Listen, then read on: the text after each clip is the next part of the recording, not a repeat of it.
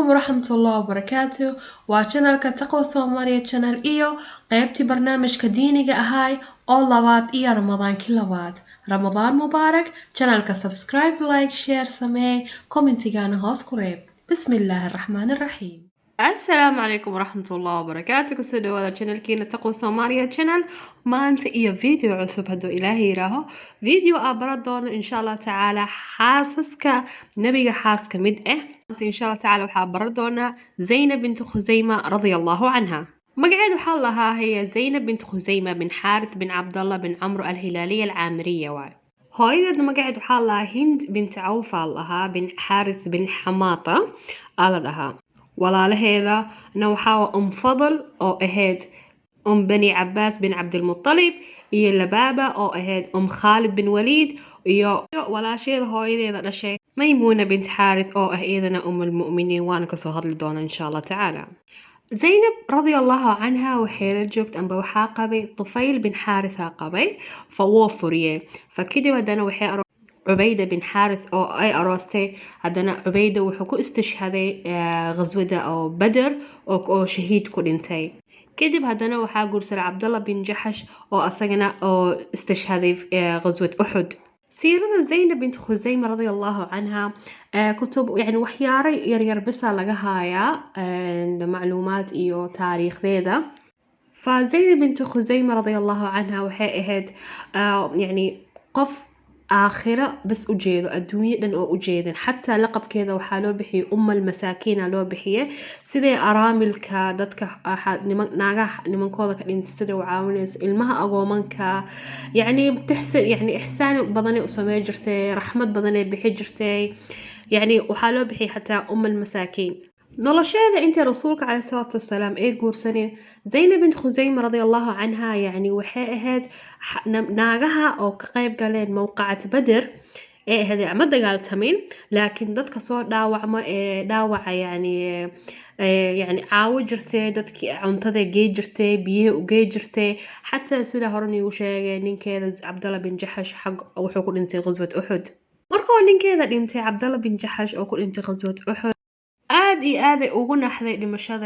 dhimashada ninkeeda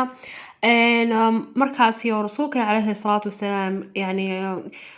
niyada u dejinayay markaas oo khatuubsaday marka rasuulka calayhi salaatu wasalaam oo khatuubsana waxay dhahday inni jacaltu amra nafsi ilayk yani waxa laga wadaa yani nafteeda u hibeysay rasuulka calayhi salaatu wasalaam يعني ما في لهين رسولك نبي محمد عليه الصلاة والسلام إيمانا يكون سنة فآدي ugu فرحدي وكان عليه الصلاة والسلام وحو قرسدي رمضان يقرسدي سنة كسدحات أو هجرية وقرسدي فزينب بنت خزيمة وحي يعني سيرة زائد وديرين وحاواي وحير بس بلوين رجرتي رسول كان عليه الصلاة والسلام روايوين وحي لها وحي رجرتي لبا بلاد روايوين كان وحي لها وحي رجرتي 8 بلاد لكن الله تعالى أعلم فويت لمتى إيضو يعني جرتو صدن سنة markaasoo rasuulka calayhi salaatu wasalaam oo ku dugtay wuxuuna ku duugay albaqiic oo ku duugay meeshay ku duugneed zawjadiisa koowaad Khadiija bint Khuwaylid radiyallahu anhum ajmaciin maanta qisadeena intaasi u gaabanta intaasi u yartahay insha Allah taala maanta qisadeena waxaa ka faa'iidi doona horta koow inuu dadka iska dhaafaan inay guursadaan shakil qaab yani gabartan ma sha Allah jir fiican leedahay waa guursaha iyo gabartan ma sha Allah hantiye leedahay hantideeda ku raaca iyo gabartan nasabkeeda fiicsan nasabkeeda ku raaca iyo waxaasna inay la fiirino zawjada mu'minada oo gurigaaga mar walba iimaanka soo galiyaysa gurigaaga mar walba diinta soo galinaysa gurigaaga mar walba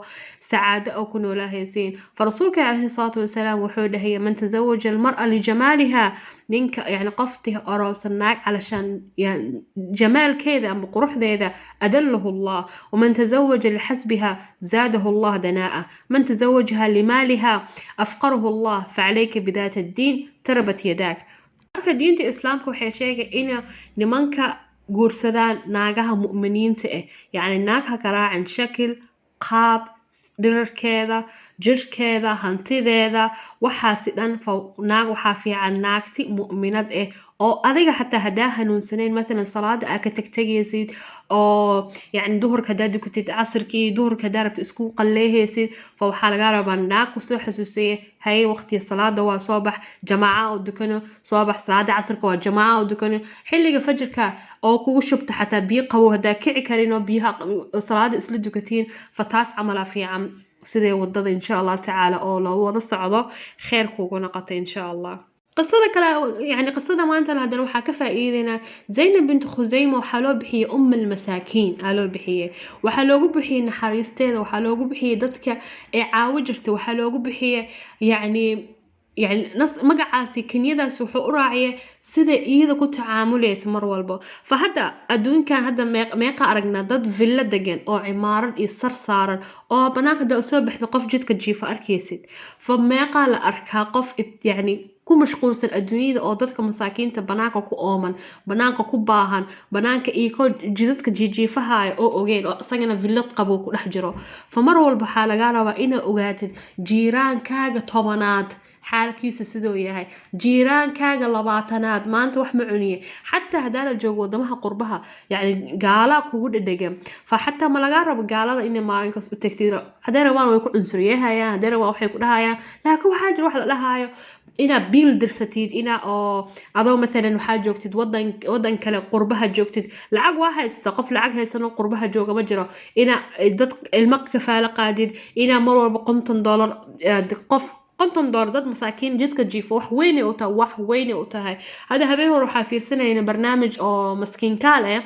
nin wuxuu dhahay wiligeega $100 gacanta ma saarin oo dhah $100 gacanta ma saarin oo dhah waxaa ku arkay dhah sawir iido bis wiligeega habartay dhasho dhahay $100 gacanta ma saarin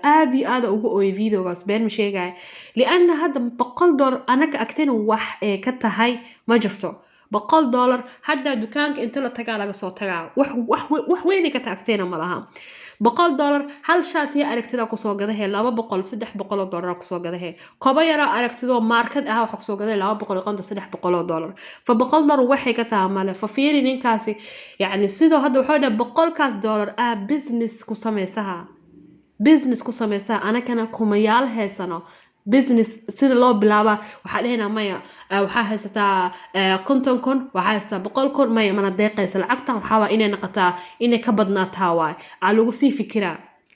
dadna $100 wuxuu ka sameeyaa business dhan ka sameeysaha fa mar walba waxa laga rabaa masaakiinta hadaa adiga lacag haysatid ani ahaado qof kale haday tahay lacag hadaa maanta Ilaahay subhanahu wa ta'ala oo ku soo gariyo in Ilaahay la taajirtid sida amal tijaaratu ma'a Allah lagu dhahay ma khasaarto sidee waay maanta irziq Ilaahay ku soo gariyo $10 Ilaahay ku soo gariyo $5 hadaa ka bixisid $10 dabalkeeda mar walba helaysa fa mar walba waxa hayareysan dada agtooda waxa ka wax weyn ka ah fa annakana waxay naga taagteena يعني nothing ka tahay fa videogan insha Allah taala intaasoo ku ogaado Ilaahay ilaaho dhamaantiin waan jecel khayr badan in rajeeha afur wanaagsan wassalaamu calaykum waraxmatullaahi wabarakaatuh mahadsantahay daawashada quruxda badan jazakallahu khayr sida hore ugu socdo channelka ka ilaawin subscribe like share assalamu calaykum